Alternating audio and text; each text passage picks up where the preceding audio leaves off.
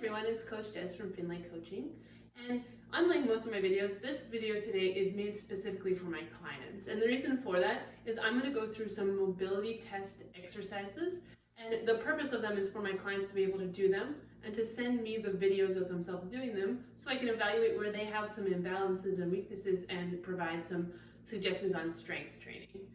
And there's going to be 10 mobility tests today. Actually, I want to give credit where it's due. These tests I got from Anatomy for Runners, and I did this video because sometimes it's difficult to explain how to do these exercises, and so I wanted the ability to show in a video what I'm looking for the exercises so that my clients can repeat them. So let's get started with those 10 exercises.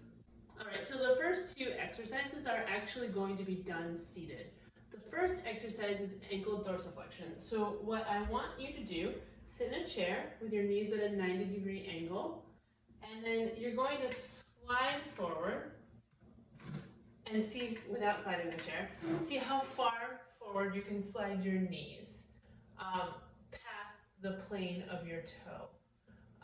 So again, you're going to start at a 90-degree angle and then slide forward and see how far forward you can slide, and it's testing your ability for your ankle to dorsiflex. The second thing that you're going to be doing as you're seated is toe dorsiflexion. So I just want you to pull up on the big toe so we can see how far up you can flex your toe while keeping the rest of your foot on the ground. Okay, the third test, we're actually testing our hip extension. So you're going to get down on one knee as you see that I am here. You want your knee that you're kneeling on, that leg should be perpendicular to the floor, while this thigh should be parallel, right? And then what you want to do while facing straight ahead is put a hollow in your back, right? So you want to keep everything else straight, put a hollow in your back, and see how much stretch you feel in this front quad here. You're going to do that on both sides. And in addition to making the video, I would like you to note how much stretch you felt in the front of that leg. Alright, so for the fourth test, you're going to be laying flat on your back, and you're going to bring one leg up at 90 degrees, right, that the knee is bent at 90 degrees, and then you're going to extend the leg as far as you can, right, and we want to see what angle the hamstring is at. You're also going to repeat that on the other leg so that we can evaluate the extension on both legs. So for this next test, it's tissue flossing. It's actually more of a loosening exercise than anything else, but the purpose of it is that you get to know your body, right? So you're going to take some form of ball. I like something about this. I have a lacrosse ball. This happens to be the orb, which is made specifically for this. And you're just going to choose different parts of your body. Maybe it's your calf. Maybe it's in the hips where you want to kind of get in and roll around the hips. And you just want to kind of get a knowledge of where you get those tight spots in your body. And then once you understand that, then you can use things like, rolling on balls, rolling on foam rollers, massage guns, scraping tools to kind of keep those areas loose, since you know that they're typically areas where you get a little bit more tight. All right, so if you've been keeping count, we are now on exercise number 6. This exercise, you're actually going to need a partner, which I don't have right now, but I'm going to show you what you'll do. So you're going to stand so you're facing sideways from the camera. You're going to stand where you have proper posture, but I don't want you to tense or anything. I want you to stand relaxed. You'll have your partner come behind you and put their hands squarely on your shoulders, and then press down directly on your shoulders. And then we're just going to watch how your posture changes when we're pushing down.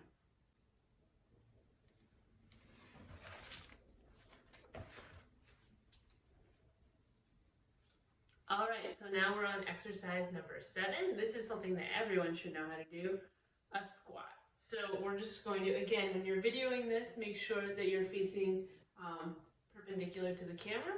And all I want you to do is just perform 5 bilateral squats. And actually, you're going to want to keep your hands on your hips while you do that. And then I'm going to watch your posture as you're doing those 5 squats. All right, test number 8. So we're back on the ground again.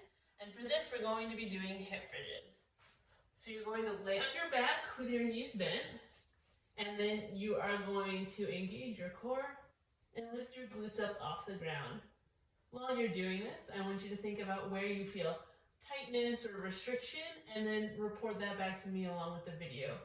Another thing I'd like you to do as a second step to this one is come into that bridge and then lift one leg straight out and see where else you feel, again, that pressure or the stretching in your legs and back. All right, so for this one, we've zoomed in a little bit on our feet. This one is being able to move the big toe independent of the rest of the toes. So what you're going to do for this one is I just want you to stand and be able to lift your big toe, put it down, keep the big toe down, and lift the little toes up off the ground. Do that back and forth a couple times. You can see my little toes are clenching just slightly when I lift the big toe up. Ideally, we should be able to lift the big toe without that happening. So go ahead and try a couple of those, again, videotaping them for me as your coach. All right, we've made it all the way through and we're now on exercise number 10. This is probably the most challenging for most people. We're going to be doing a single leg squat. For this video, you can see I've turned my camera. You want to be able to see your full body length, or I want to be able to see your full body length in the video you send for me. And what you're going to do is kind of balance your weight just on one foot, and then I want you to go down as far as you can go and then back up. You don't need to go to 90 degrees. You don't need to break the plane of your knee. You just need to go down as far as you're comfortable and then back up. We're going to do that on both legs, and then I'm going to watch to see what changes in posture I can see. All right, so we made it through all 10 of those exercises. Again, thank you so much for working with me as a client, and I'm really excited to be able to look at those videos that you're sending me because the only way that we can improve is by knowing our weaknesses so that we can strengthen them. So thanks again, and I'll see you out there on the trails.